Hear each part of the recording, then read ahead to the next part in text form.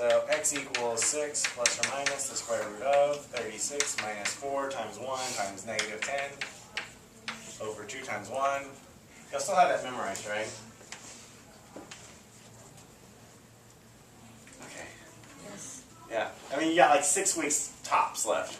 Then you can forget the quadratic formula forever.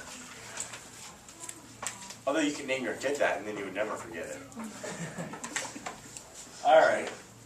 So this is 6 plus or minus the square root of, that's 40, 76. You may not know it, but the largest perfect square factor of 76 is 4. This is 4 times 19. And if I take the square root of 4, I'm able to pull out what? 2. The 19 stays underneath, divide by 2. Are those three numbers all divisible by something in common? Yes. You bet.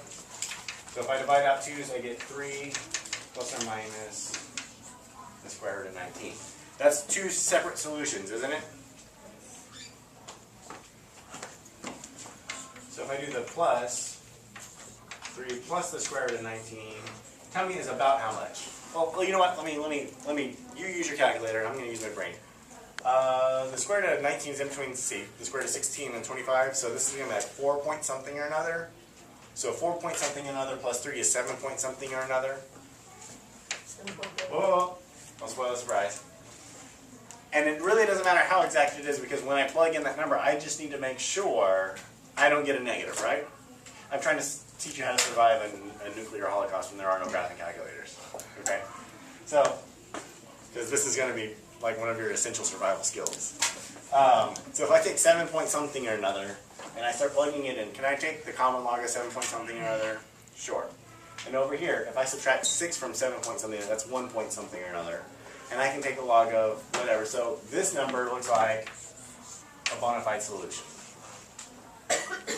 Without a calculator. Right? No applause? No, don't clap now. That'd be cheesy. Alright. What about the minus though? If I'm doing 3 minus the square root of 19, square root of 19 is still 4 point something or another. So 3 minus 4 point something or another is like negative 1 point something or another. And I can't plug in negative 1 point anything. So is 3 minus the square root of 19 a solution? No. Our one and only solution was 3 plus the square root of 19. Okay.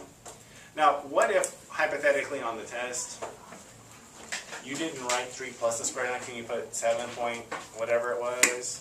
What was it, Tara? Doesn't matter. But I'll take 7 point whatever, it's okay. But my first choice, my real preference was really 3 plus the square root of 19. You know, I can't remember. I actually think my math lab may prefer the 3 plus the square root of 19 too. They may say do it exact. I won't promise that, but I think that's what my math lab is going to want as well. Alright, so those are our logs.